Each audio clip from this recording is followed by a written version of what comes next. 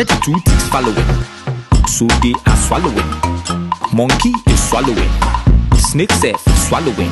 Next, a swallow too will fly and come and swallow. You're ever swallow in a hollow gallow, making a whole lot of halabaloo. Jalikalu, we know say you chop the money some, so give me the loot. Do you really want a revolution or just your turn? Welcome to Ake Arts and Book Festival 2020. Everything is happening online, as we all know. And my name is Maimouna Jallow, and it's my immense pleasure to be hosting this conversation with none other than Yvonne Owuor. She's an author, an essayist, a keynote speaker, a traveler, a lover of the seas, and so much more. Yvonne is best known for her novella, Weight of Whispers, as well as her two novels, Dust, that was published in 2013, and also The Dragonfly Sea, which was published last year. Yvonne, karibu sana. Thank you so much, Maimouna. How are you doing? I'm doing well, actually, yes. All ready for this discussion? Absolutely. I'm quite excited. Me too. I've been looking forward to it for ages. And our discussion today is centered around three themes: fate, morality, and love. Oh. And we'll be discussing all of that. But actually, before we even get started, The Dragonfly Sea is this absolutely beautiful novel, a story of coming of age, a story of love, a story of worlds colliding and at the same time kind of meshing together. Can you give us a brief synopsis of the story? Okay, very briefly, a little girl called Ayana, living on Pate Island, one of the Lamu archipelago's islands, grows up, comes of age there, and is on a quest for multiple things, primarily a father whom she adopts herself. And in this kind of idyllic space, the world, nature, and all sorts of things, the world shows up and changes her life. And this is her journey, coming to terms with the world, coming to terms with herself, and becoming who she is. And you mentioned that quest to find her father. Yes. And, you know, one of the themes we're discussing is love. Yes. And this relationship between Ayana and Muhyiddin is just so special and so beautiful. So I want us to start there, and I want to give our viewers a taste of that beautiful love story. Yes. On page 51. Page 51, yes. If you could, Yvonne, read us that passage, number 11. Oh, number 11, okay. Yes. Abhira, an inflow of unexpected light into a carbuncled existence. Without his knowing it, Muhyiddin's life waited for the moment every morning when a child appeared on his doorstep, sometimes preceded by an almost white kitten that purred non-stop and that had learned to scratch at his door to be allowed in. One night, Muhyiddin started to laugh like an old truck starting up. His voice gathered power, influenced by its own sound. He guffawed as he had never done before, head tossed back, clutching his hurting stomach. Something the child had said. He couldn't recall the words, but he remembered the feeling of it. He laughed until his fingers brushed his face and touched tears which soaked his pillow. It was during that sleepless, joyful night that he realized the extent to which he had underestimated the force of love, its pain and dreadful persistence, and how much like fear it also was. Absolutely beautiful. And there are just so many descriptions of how this little girl and her kitten get closer and closer to Muhyiddin, who's been at sea for 27 years and is not really ready for that kind of depth of relationship. Or commitment. Or commitment. And she claims him. Aww. Can you tell us more about that relationship and what you were exploring through that relationship? You know, I think it's less exploration, but more what the story revealed itself as part of the process of story making, which was spurred on by my late friend Binyavanga Wainaina, who was very much my mentor, but also barometer. That whole thing, get the hell out of the way of the story. I what do you call it? I run after the story, and this is what unfolded. This little girl. I didn't know how she was going to resolve these needs, and I had no idea it was actually a father that she was going to choose. But that kind of is what happened. So I think there's less. I'm being honest here. I could lie and say yes, this is what I intended, but I think it's just the feeling and the sense, and this is the direction. This is the dance of the story, and this is where it led to this rather unexpected space, even for the author. Yes. And then when you say you run after the story, so then what's the starting point? What sparked the story that you then had to chase? The story. It's Maimouna. I mean, as an artist yourself, it's. I know we try to give words to the thing that happens, but in my case, it's a combination of things. I lived in Zanzibar. When I was 7 years old, I met the ocean and fell in love so completely that even living in Nairobi, there's not a single day that I'm not longing for the sea. And no matter where I go in the world, I think there's not a single day that I'm not longing for the sea. So something happened when I was 7 years old, when I encountered the Swahili Sea. And I'm being deliberate here, the Indian Ocean to the rest of you. So there's the sea hauntedness that I have lived with all my life. But also living in Zanzibar and encountering the immensities of stories not told, and living stories, living histories, and understanding. Zanzibar revealed to me my own utter and complete ignorance of what I thought I knew. Encountering lives and histories that circumnavigated the world in nooks and crannies, in lives, in ordinary lives that do not show up in history books, that do not show up in political texts, that are not engaged with geopolitically. So there was that too, and working with the film festival, encountering the art, the resonant art. Meeting the ocean, being by the sea, and understanding the sea as a different world, another world. Learning to look at land, look at humanity, and look at land as if the sea was the place of standing, and looking back and finding that it's a different angle, it's a different way of looking at the world.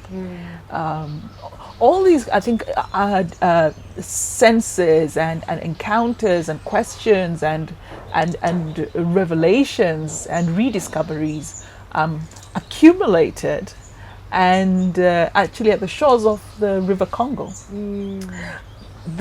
I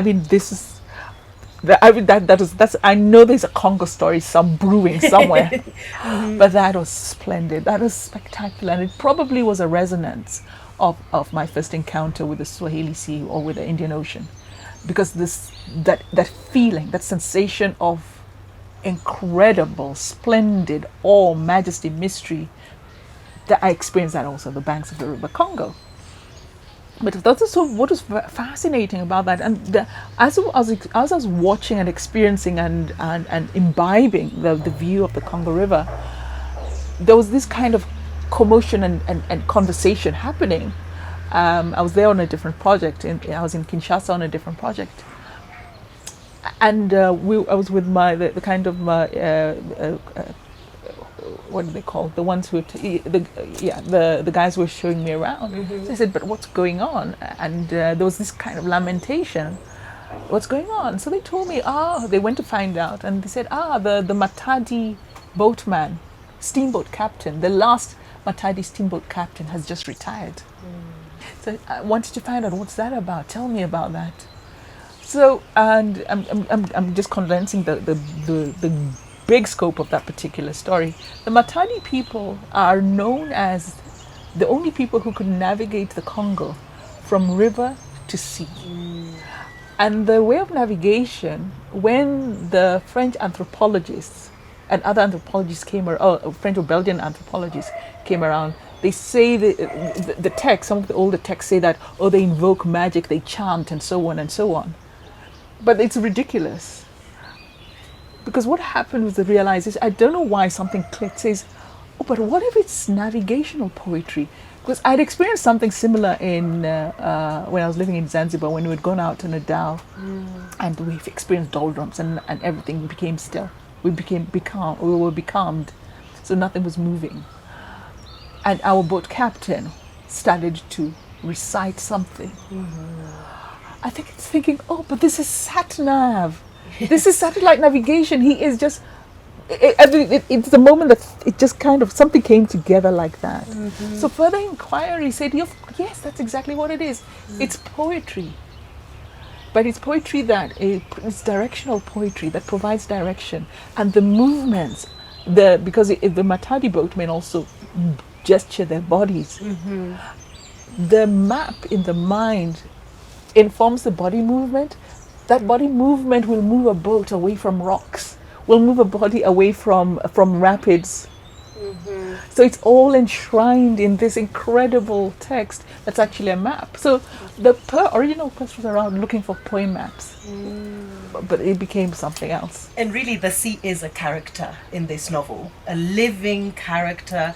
And, we discover terms, I discovered terms that I had never heard of. Yes. We see Ayana, that whenever she is distraught, the place she finds comfort is she goes into the sea from a very young age, and she goes as deep, and she talks about this moment where she could either surrender life and go to the bottom of the sea or decide to kick herself back up to the surface. And this character, Ayana, you have her studying nautical engineering in China. Yes. And one of the parts that I find very interesting is when the classmates, are having an argument, even in terms of how to call, you called it the Swahili seas, yes. And one of the Indian students says, no, it's the Indian Ocean. Yes. And she says, no, it's Ziwaku, which is a Pate name. Yes. And the teacher says, it's the Western Ocean. You are in China. Yes. And it brings me to this idea of the amount of power that there is in naming things. Oh, yes, right? And just like you were mentioning the Congolese captain, yes, maybe because their methods were not written in a book or were not defined in Western language, yes, they lost their value to outsiders, not to the community themselves. And I'm curious about this because throughout the book, there's this feeling, a lot through Ayana, of trying to, and the other Pate residents, of trying to preserve this place that is battling against these external forces that are coming to invade the island. What you're saying is particularly important, I think, in terms of imagining African futures, and you're completely right. Naming then defines the direction and even the meaning of a thing, right? So when the body of water becomes Indian Ocean, and that's because of the English obsession with India, and that's only actually a 17th century naming process. People assume it's always been called that. People forget that the waters, the body of water, had names that stretched right across cultures. But the worst possible thing was the amputation of East Africa. Not by choice, but by will of the stranger. The amputation of the African from a maritime imagination. The assumption, even to this day, that the African engagement with the ocean, with the water, is as cargo on somebody else's boat, or as a shallow water fisherman. Usually a fisherman. The lives of fisherwomen, or the lives of women who owned ships down the centuries, certainly from the East African coast, all those have disappeared from the narrative. Also disappeared with the naming. Also disappeared with the imagination of the waters. The idea that the waters, the Swahili seas, were divided into family territories, for example. that you had it was a site of globalization. The exchange of peoples, the easy exchange of peoples, because of the trade winds and the combination of the trade winds and the warm waters, meant that there was this cosmopolitanism that unfolded before cosmopolitanism became enshrined and associated with the West. Yes, and all of that whole history, the old history and the deep history, gets lost.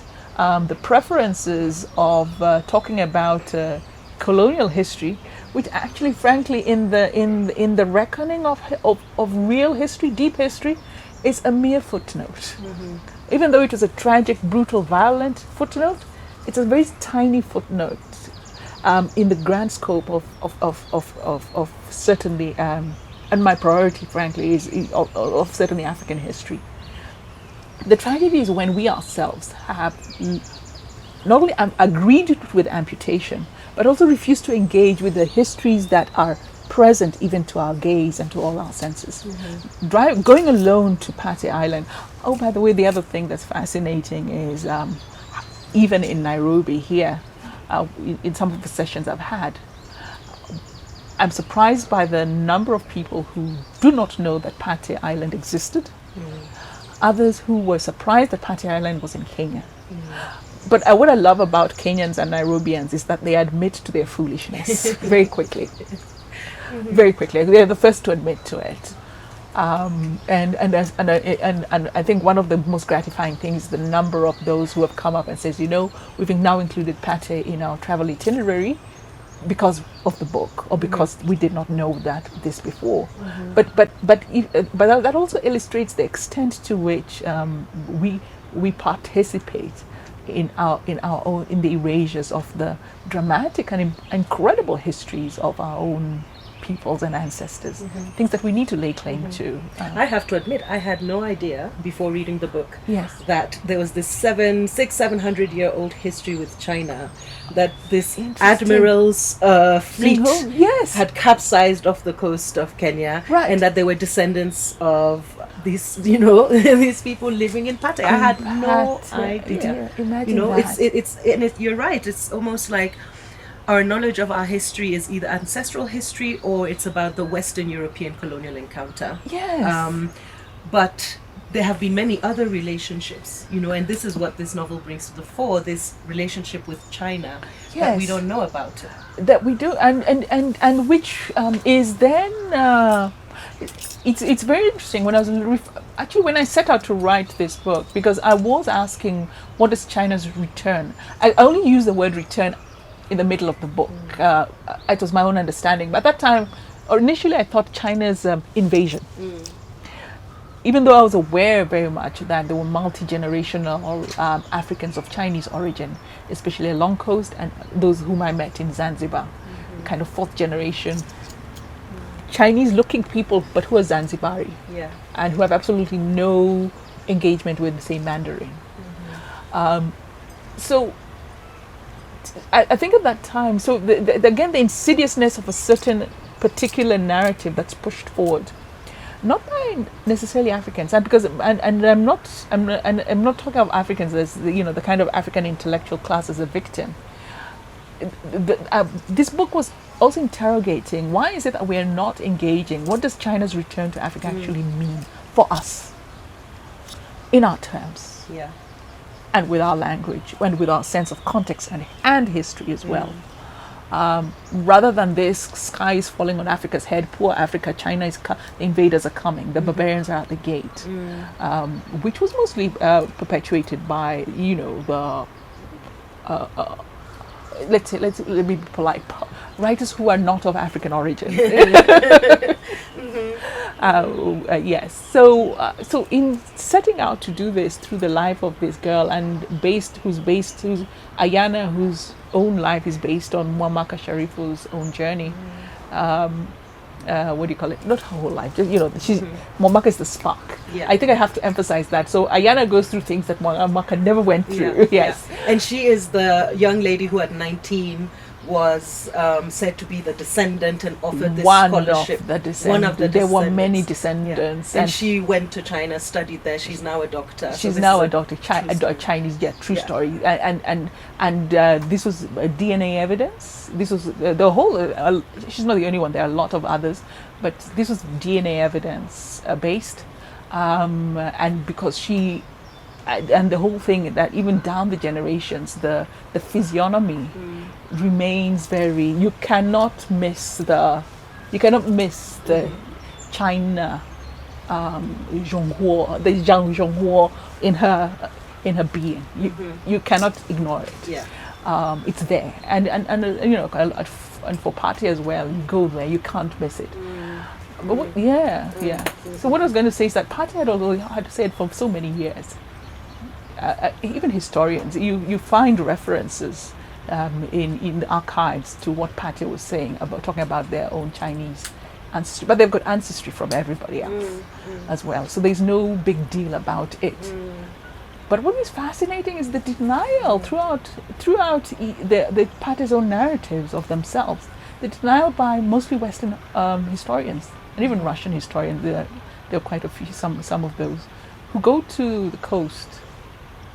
Hear the narratives, the anecdotes of their own of lives by the same people, despite the evidence of the tombs, despite the evidence of the ceramics that actually date from the Tang dynasty, not just the Ming. So that's an earlier. There's a pointer to an earlier relationship with China before the admiral. That then erases that history, says that basically presumes that these people do not know what they're talking about. Yes.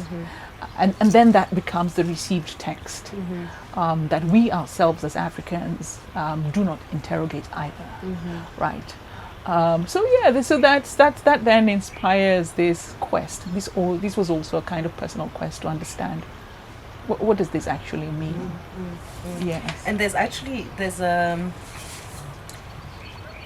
a part of the novel in which when she's talking to Lai Jin, Ayana is talking to Lai Jin, he's returned to Pate to find her. And she is really questioning this relationship. She has just spent some time in China, and we'll talk more about that time in China. But she has come back and she says, sorry, let me look for that. I have too many notes, Yvonne. Too many bits that I wanted to raise.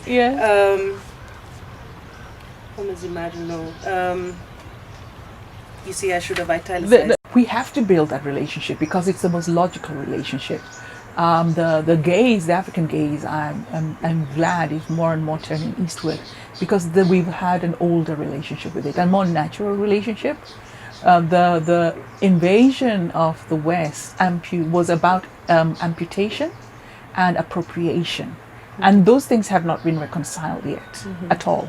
The whole economic infrastructure of the world is rigged by those who were unable to completely share, and who not only refuse to share, proceed to then demean and deny histories, which is a greater crime. The removal of agency of human beings in the world, of one set of human beings in the world, right? So that you have your whatever you do, you're an eternal vassal.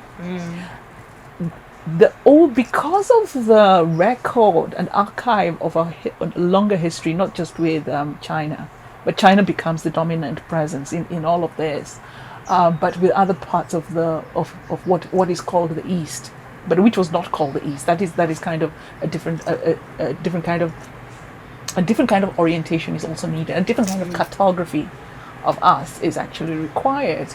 But places like Malaysia and India and even Korea, even the Koreas, Sri Lanka, we have old relationships. What becomes Iran now, but was then Persia,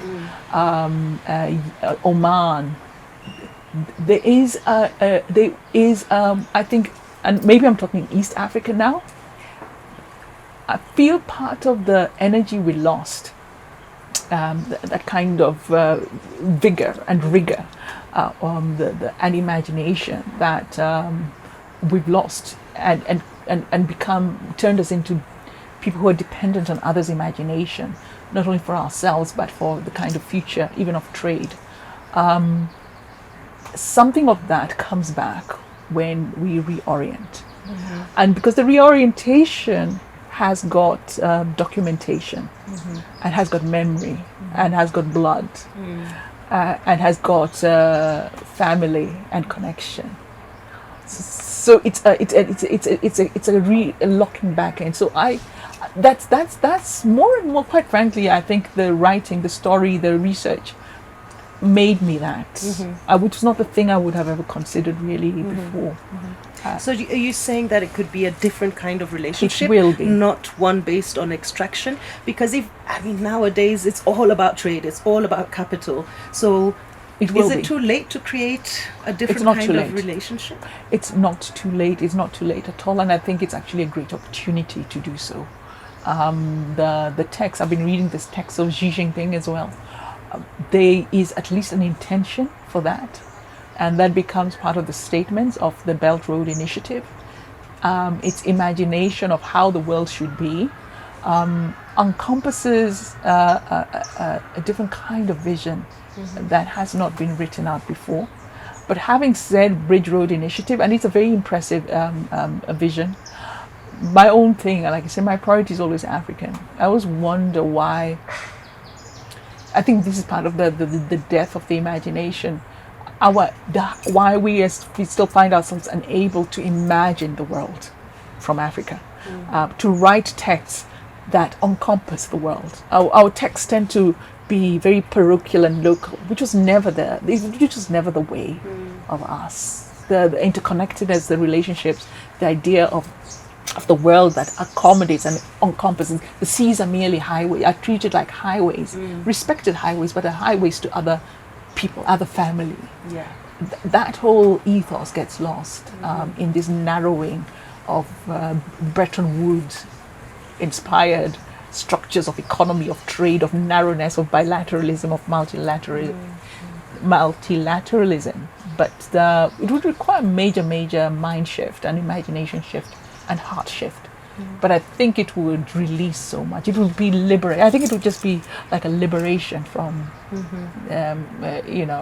from the brothel keepers, the pimps.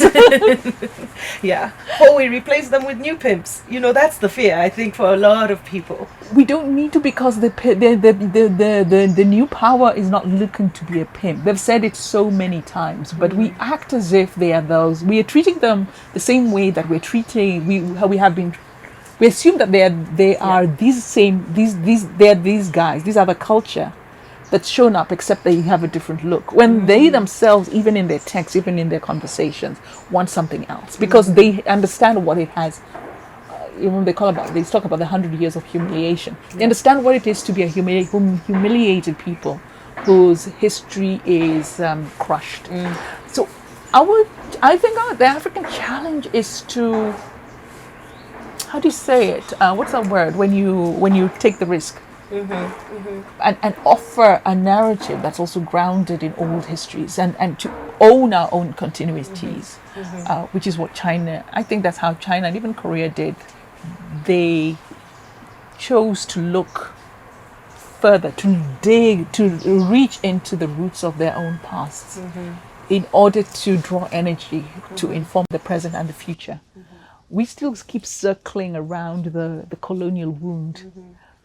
We must, because between Europe and Africa, between Europe and certainly East Africa, there's a lot of unfinished business, and there's some auditing, book audits that need to be done. Have some major forensic audits that need to be done.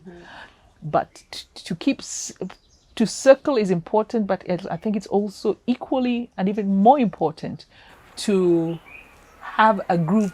Not everybody should be circling the same wound, but there needs to be a group reaching back into the older histories and say, wait a minute, this is who we are. This is actually who we are. So the naming of the seas, the things we need to contest.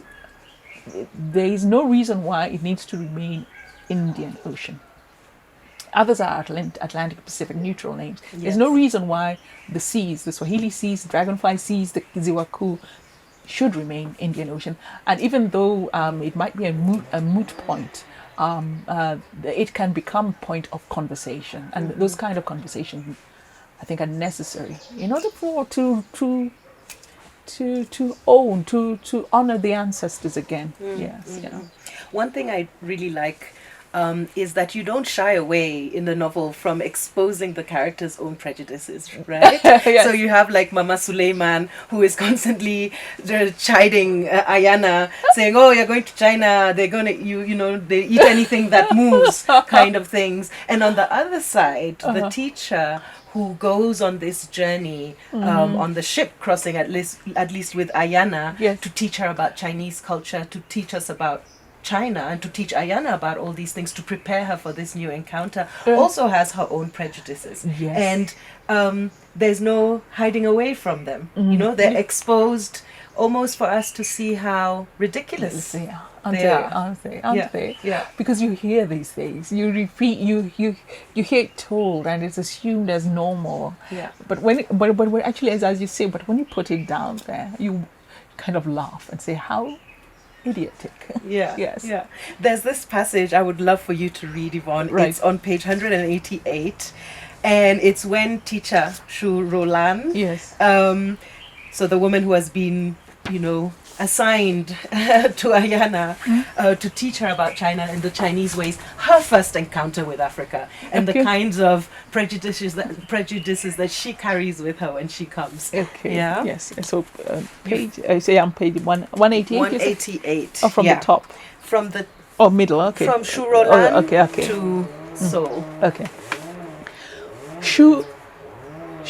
Okay, actually, I'll read it the Chinese way. Roland Shu had never boarded a ship in her life. She concealed her trepidation and adorned herself in her new role as chaperone to the descendant. She was a fragile-looking creature, unusually doe-eyed, with pale skin and silken black hair, styled to allow tendrils to frame a perfectly heart-shaped face. A polyglot, she stumbled over only a few English words in an accent with a hint of the BBC, a staple of her childhood. Her mother had insisted. While her peers aped Michael Jackson's songs, she pored over Shakespeare and Austen. After the university, she became a translator hostess and English teacher for high echelon bureaucrats. Everything would have been fine for teacher Roland had she not become the object of competitive yearning among 4 officials, one of whom bought her an engagement ring on impulse. This caused her to be promptly relocated to faraway English-speaking East Africa. Shu had sat before her mother, trembling. What is Africa? She left for Kenya accompanied by what the World Wide Web had suggested to her as necessary Africa travel literature, works by Paul Theroux, Ryszard Kapuscinski, and V.S. Naipaul. In this she found the writings of lucid, adventuring solitaries who brandished cutting adjectives, who were unfazed by the aggressive overtures of hostile beings whose guttural cries, as conveyed in the books, suggested the intent to cannibalize. When Roland Shu's plane landed at the Jomo Kenyatta International Airport in Nairobi, the first Kenyan customs official she met immediately dismayed her. Not his sable shade or the brownness of his uneven teeth. That was to be expected. It was his English, handled as if he had grown up frolicking in a norm-dotted Sussex garden. Immersed as she was in the anthropology of bureaucrats, she'd recognized a ubiquitous specimen. But 8 months later, Shu was on the MV King Rui Guolong, heading back to China. A high-ranking official with a Shanghai accent had persecuted the embassy into releasing a female to chaperone a young traveler known as the Descendant and instruct her on China basics. Shu was the easiest to sacrifice. She was only just getting comfortable walking through a river of dark-hued bodies in which she was a minority soul.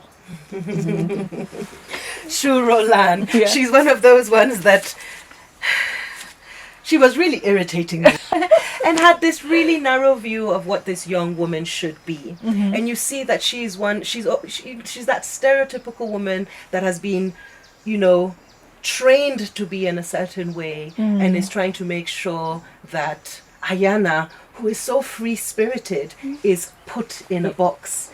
I'd love to talk about the experience that Ayana has when she does arrive in China, because it's very mixed. Yeah. On the one hand, she's kind of this mascot expected to talk about the new relationship, or the relationship that China and Kenya hope to have in the future. But she's really grappling with her sense of identity at the same time. She's come from this very small community. She's thrust into this big new world. And it's like, where does she fit in? Have you spent time in China? No. No. How did you write this? Even the descriptions of the train journeys and all that. How did you research it? People who have been. Wow. People who have been. But you've definitely been a foreigner in a foreign land. Many times. Yeah. So many times. Yeah. That's part of my identity. Yes. The stranger, the traveler. Who lands in a different place. Oh, many times. Yeah. So many times. Yeah. Yes. Talk us through Ayana's journey as she tries to find this new identity. So she's typical of the kind of the youthful, energetic, young. A lot of the Africa, mostly I think it happens everywhere, but to focus on the continent, the dreams of these young people who walk across the desert in order to cross the sea in order to go to nirvana. So the imagination that out there is much better than where you've come from, because where you've come from seems narrow and ridiculous and limiting and constraining, right? So she enters that space with that expectation, and she has this extra veneer, which she has been told, she's been told she's the ambassador. She's an emissary, not just of history, but also of the future. And she, on the surface of things, though her skin is dark toned, this physiognomy is Chinese, right? So she herself assumes that she will enter and settle in and find belonging at once. But also don't forget that before she enters China, she has this encounter with her own her erotic self, her femininity, or an unexpected encounter. The boat is a liminal space. It doesn't belong to anywhere else. So she and it was almost as if like an initiation experience that was not part of her plan, right? So there's the resonance, there's the weight of that too, that she bears, but which after her conversation with Roland Shu, when she arrives in China, she's told kind of like, forget it, just start again. You're starting again. So this is a restart. But the restart never quite happens, does it? Right? And then the search. So her own journey, she goes in, enters into the university space, tries the ambassadorial thing, but there's a kind of narrative she's expected to convey, but she finds that impossible. But in her longing, I mean, those who have been strangers understand this. Sometimes it's when you go away that you understand what home really is. Yes. Yeah. So that longing almost takes over, consumes her completely. I really identified with that actually, because as you say, for anybody who's left their home, particularly on a mission, right? Yes. You're the lucky one. I really identified with that feeling, So when she arrives in China, first of all, you call it dissolution is the word that you use. That all around you, everything is so different. First of all, the volume, the number of people. You've come from Pate Island to this big city and suddenly you are continuously surrounded by people. Right. The noise. I remember at 14, I moved to the UK to go to school. Yes. And one of the things that really stuck to me was at night the sound of the ambulances. Because I'd grown up in Togo, we didn't have ambulances. So now this all night, all I could hear was the sound of this nino, nino, nino. So I could really understand how Ayana felt, when she got to China and trying to get used to this. And actually, she's very open-minded and very open-hearted. She explores the country. She relishes in, trying Chinese food, trying different things. Yes. But there is that sense of slow realization that I will never be Chinese. I'll never be Chinese, no matter what people say. I'll never be Chinese. Yeah. But yet, yeah. And I know we can come back to that later. But yet, when she goes back, she finds that she's been infused by something of the place. The way we all are infused by something of the place in which we find places in which we find ourselves, right? Yeah. Yeah. So yeah. And there's actually, I would like to read a passage Go because, on, as you say, there's the homecoming, right? Yes. When she comes back home, and there's one passage at the airport, and I just think that any of us who have been away, when we come back, there's this airport scene that we all experience. And I would really, really like to read that part. It's just a short passage. Ayana left Xiamen and China. Is that how you say it? Xiamen. Ayana left Xiamen and China. The feeling of departure. The stomach hardening into a ball. Her life was in her mouth as the Kenya Airways plane pointed its nose skyward, rising and rising as if it never intended to return to Earth. At the midway point, Ayana looked down at the land from her window. An impenetrable haze covered it. She attended to her seatmates. The plane was packed with Chinese citizens. Ayana smiled at the hostess, name tag Acheng. Hours later, touchdown in Nairobi. Everything stopped mattering when the Kenyan sun, never brutal, reached her face. The scent of homecoming. The sweat of dawn smelled of mango mixed with clove, earth, and fire. So important, isn't it? Yeah. Also, think he's the gatekeeper. And I wonder, Yvonne, for you who has traveled a lot, you've lived in many different places. Right. What is home for you? Is there such a thing? Yes, there is. There is, but it's a composite. It's a composite of places and spaces and people and memories. Pieces of myself linger in Lisbon, in Dublin, in Berlin, in the Isle of Wight, in Kisumu.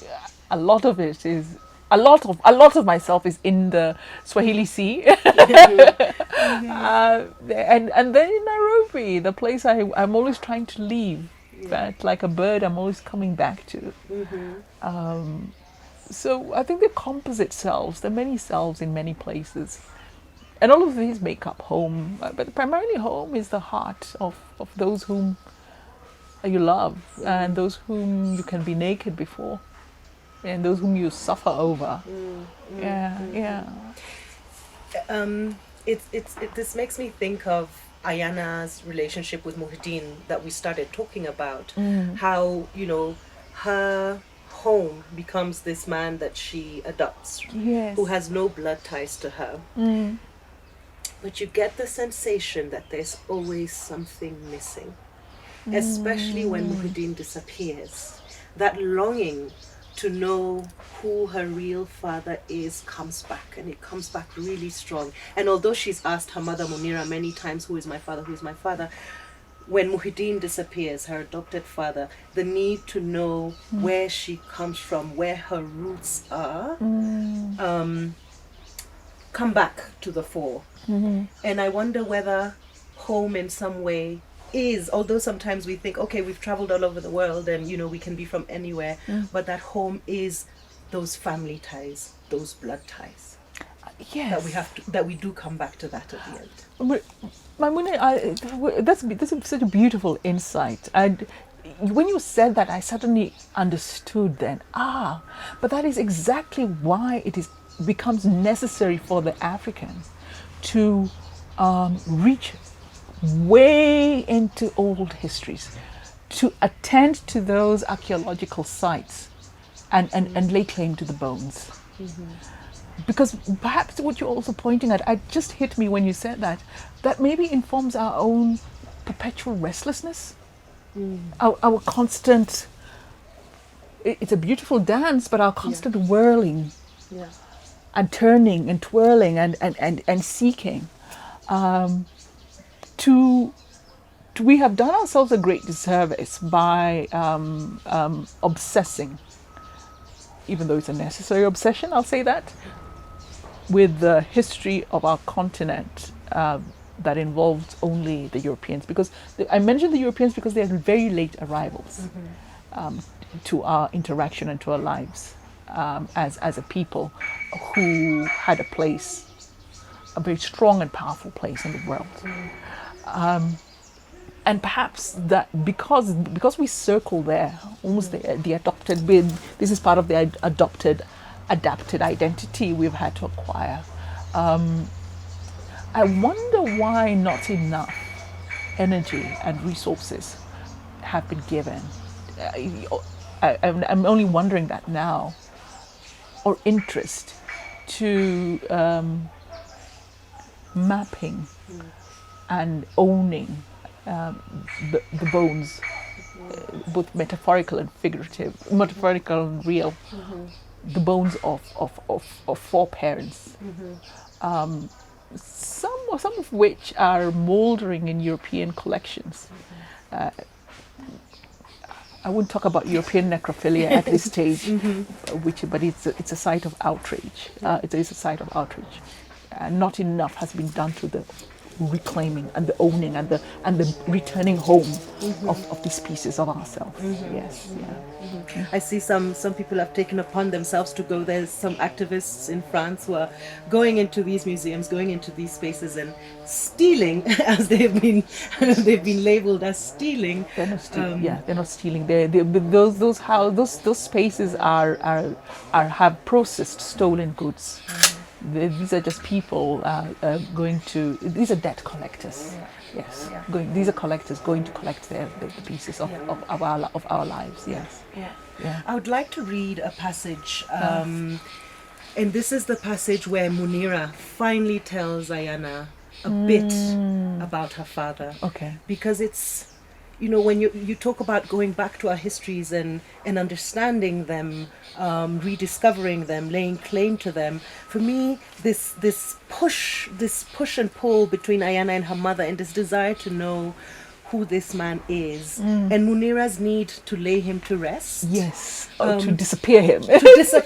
Yes, is for me a human interpretation of that need to go back to find those bones. And I would love to share that passage. Even if those bones are ghosts and will make us restless. Yes. Okay. And even if those bones are, as you say, they're not at all, we have given them a certain quality that was never actually existed. Yes, right? yes.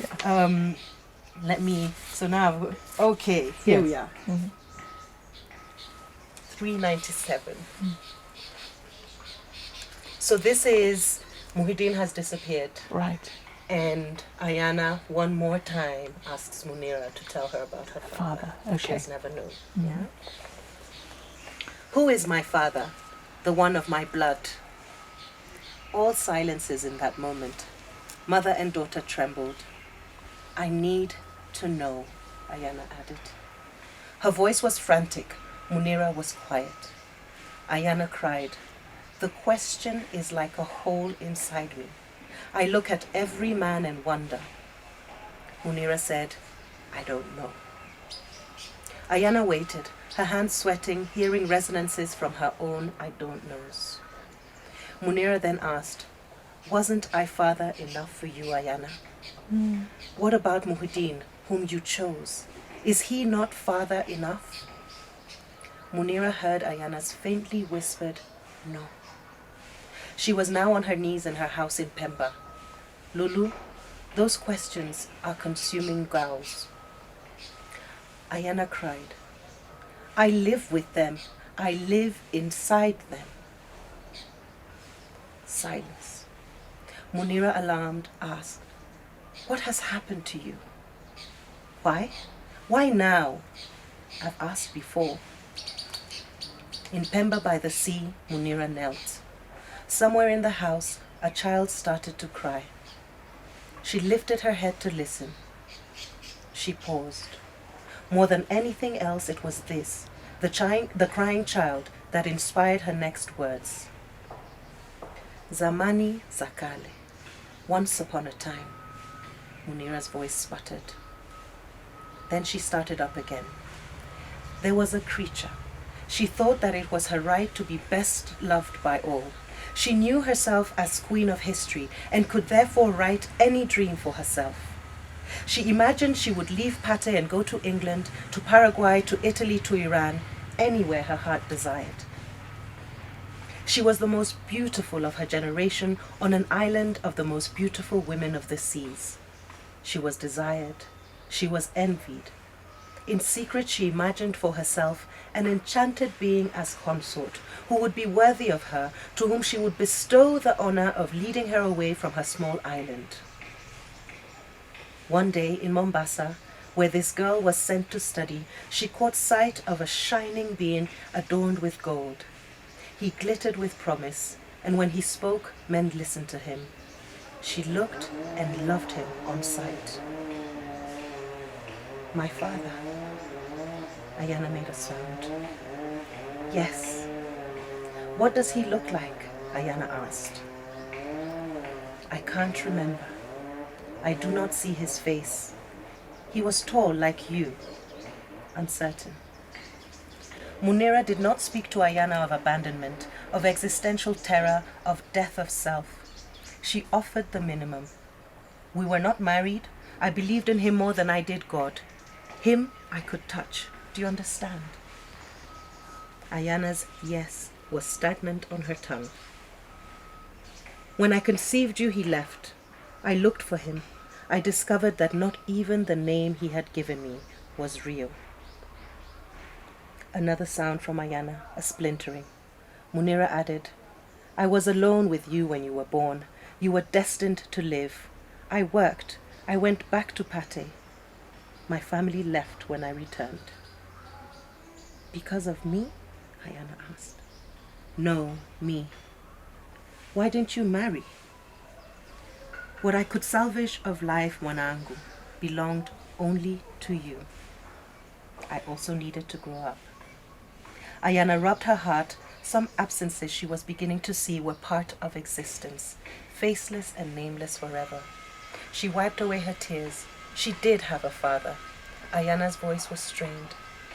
Will our Muhyiddin return? Mahe, how I miss you.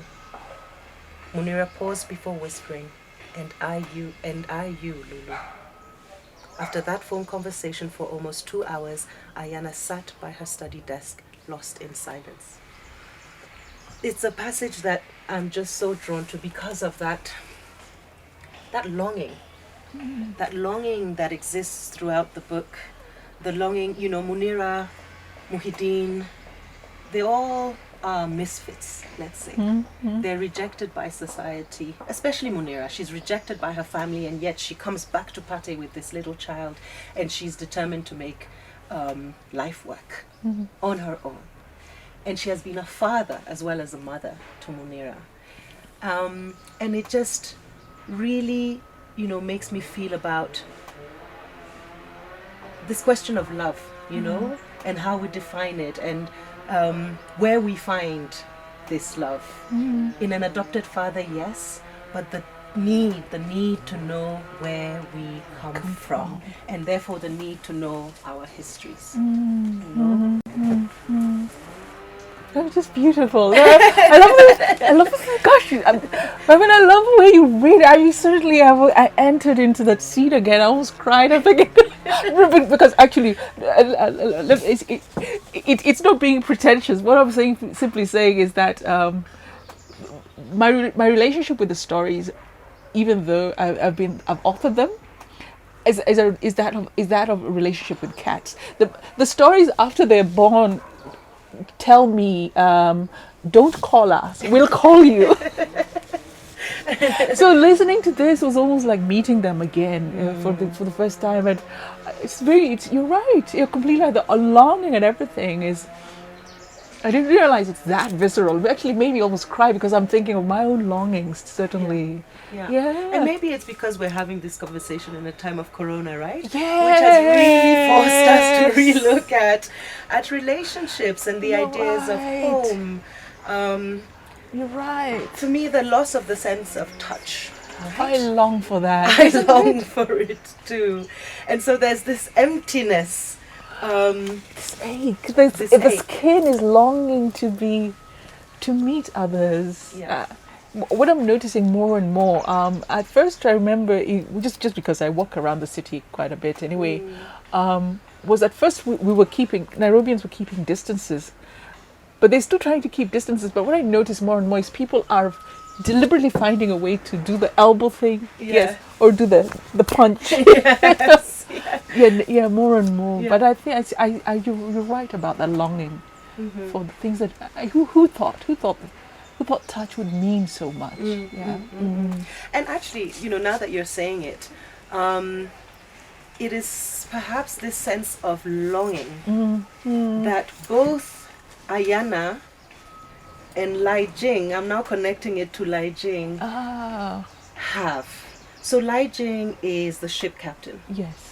And is really Ayana's first encounter with love, with passion, with sensuality, with sexuality. And it's a very unlikely relationship. Lai Jin is older than her. Yes. He's a man who has suffered a lot of tragedy. His wife died in a fire. And he decided to he gave up on life and decided to live his life on the sea, and was really not looking to meet anybody. Not at all. And suddenly he's put in this space with Ayana, a young woman who's about to start her new life.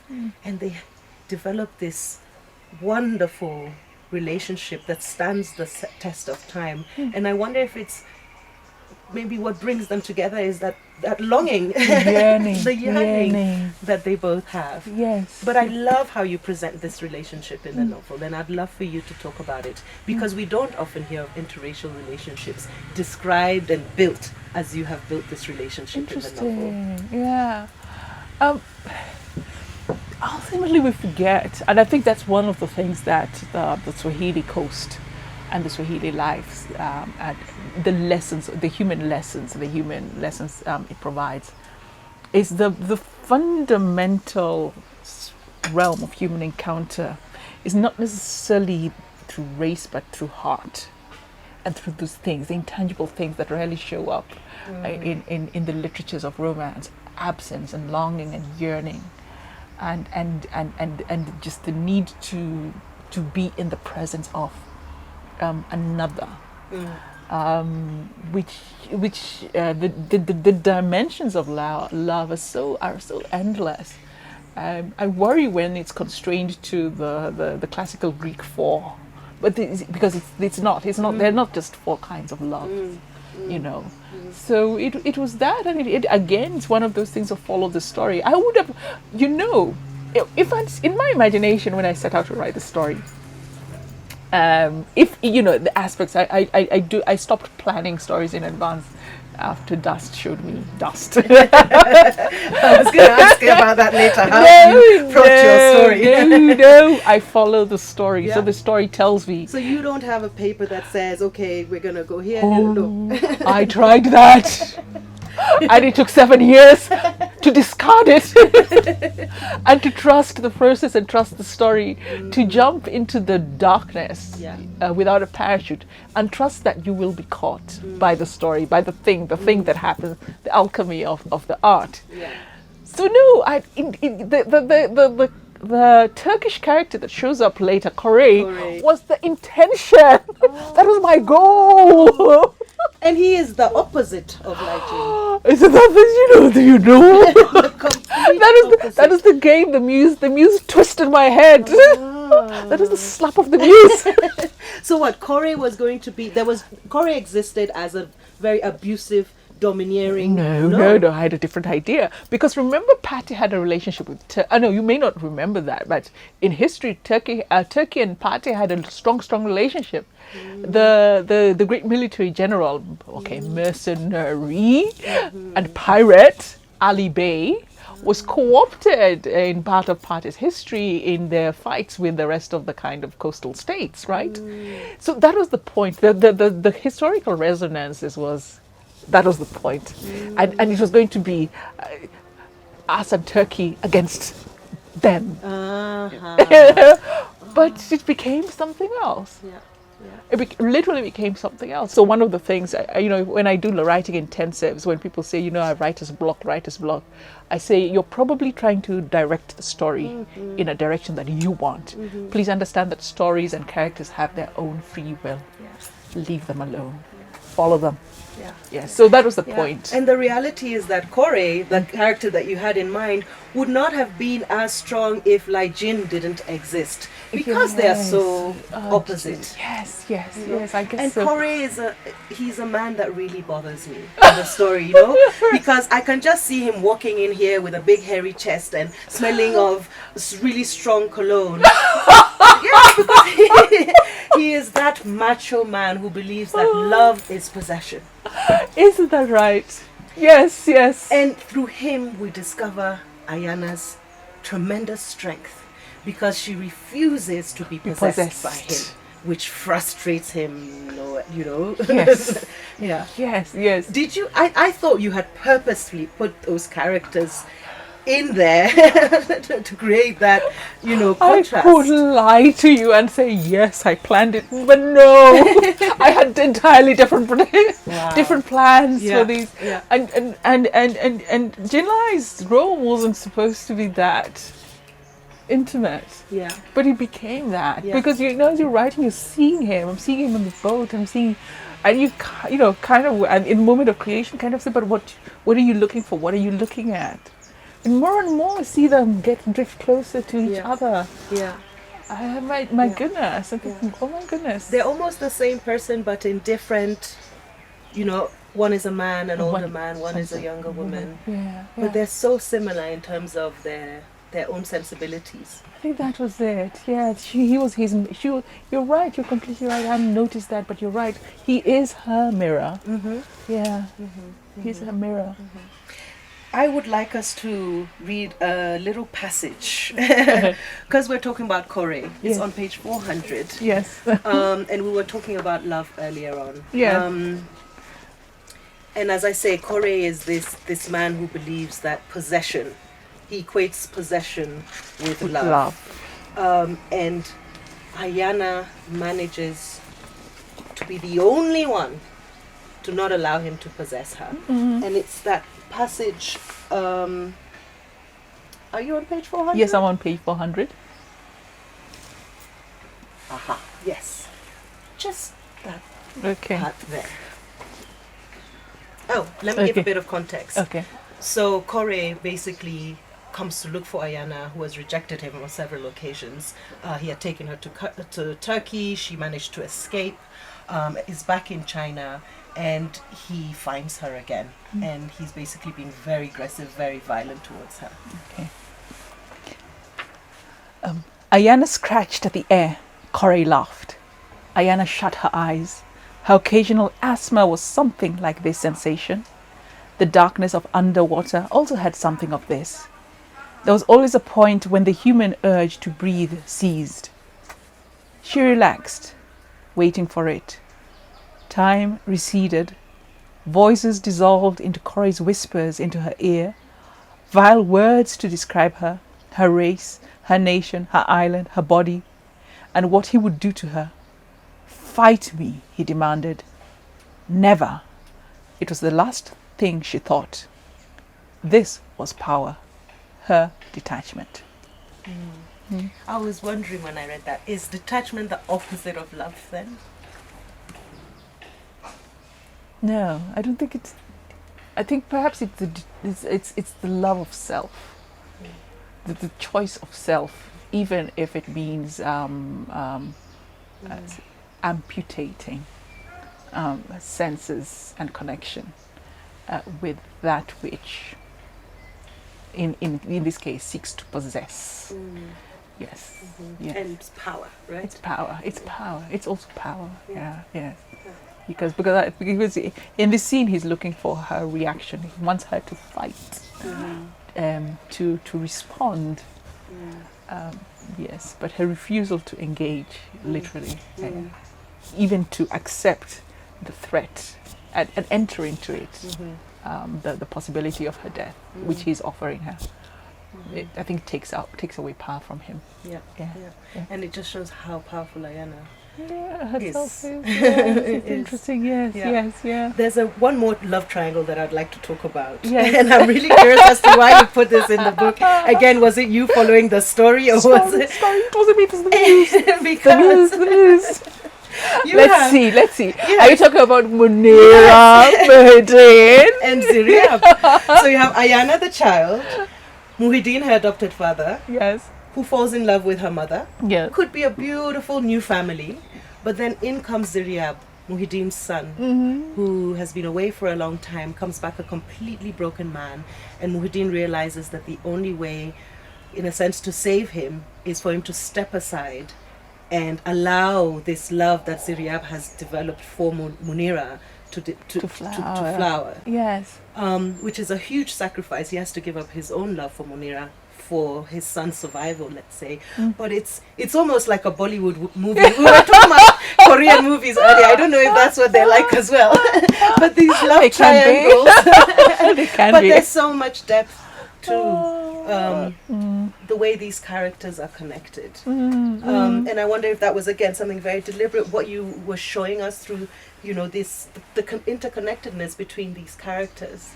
I think the humanity, the contestations of love, the types of love, and but also the characters themselves. It's that whole thing of fascination with a character.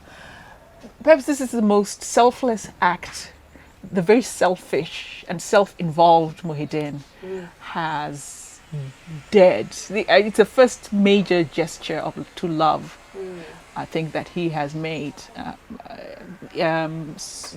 of his own volition. But it breaks him, doesn't it? Yes, I think maybe it was one of those little redemptive moments he needed for himself, because he's been a very naughty man, hasn't he? Yeah. I mean, it's fascinating, and Ziryab in particular, his son, is really a character that you really feel for. And I'd like us to talk a bit more about, the political context in which this story happens. Yes. The 1998 bombings in Nairobi and Dar es Salaam have happened. There's this war on terror that Kenya suddenly becomes a part of. Yes. And you see this tiny little Pate Island being embroiled in something that really has nothing to do with them. And you see the horrible kind of impact it has on the lives of people in that community. Yes, and then this is the reality. That's the thing. This little island is actually the point zero for the war on terror. This invisible island, even though in the big narrative of the war on terror, Pate has disappeared. Fazul the Egyptian was actually the guy, the one supposedly from Comoros Island, but Pate Island would say, if he was from Comoros, they would be from Mars, because he was probably an Egyptian, the mastermind of the bombings, right? Now the thing is, this little island, almost invisible, sometimes doesn't even show up on maps, has this oversized role in world politics. Just because Fazul the Egyptian spent a bit of time there, married a local, and then disappeared. Planned his things right there, planned and plotted, because perhaps that was the nature of Pate, because Pate doesn't show up on maps, yet it is very geostrategically located, and it is interconnected through the seas to all these different spaces, right? But yet it's invisible, even to them. The central eye is not gazing at Pate, but because of Pate's codes of hospitality, they have mastered the art and science of human welcome and hospitality to the stranger. And this has actually been that was actually the unfortunate. This stranger betrayed everything. He betrayed history. He betrayed even Islam, the Islam that has nurtured the life of Pate, which was it's a very ecumenical kind, and the codes of hospitality to the outsider, to the stranger, to the person in distress. This person destroyed that, because after he left and after this explosion, Pate's life has never been the same and has been traumatized and re-traumatized and re-traumatized by outsiders, enabled by the Kenya government, of course. A lot of whom administrators treat Pate as if it is out there. Yeah. Yes. That comes out a lot in the novel, Yes, right? yes. There's different kinds of Kenyans. Even when they leave, people from Pate leave, they say, I'm going to Kenya, as though they were not a part of Kenya. It. Yes, yeah. That's what I love about, reading your novels, Yvonne, because not only do you give us a really beautiful story and characters that are, complete people with flaws, they express their joys, their passions. The story is beautiful, the writing is beautiful, but I also always learn something new. Nice. You're teaching me about my own history okay. as an African woman. So thank you so much, Yvonne. I can't wait to Maimouna, read the I'm new so book. excited. Thank you for this. This has been amazing. This is an amazing experience. Thank you so much, and thank you, Ake Festival. Yes. We couldn't be together in person, without you. Yes, but we're still with you in spirit and in thought, and hope that you enjoy the rest of the program. So from me, Maimouna Jallow, goodbye, and from Yvonne, and from me, goodbye, and thank you so much, everybody. I hope once this season of madness and surreal disease is over, we shall meet and hug one another properly. Thank you very much. Okay. Bye.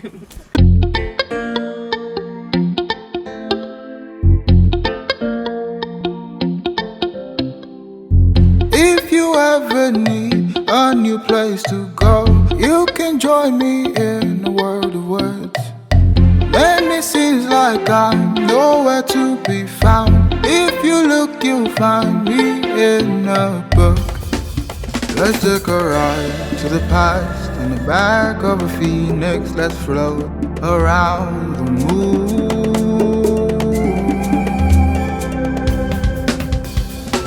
You'll never be alone, now you know where to look. Find me, find you, find the world.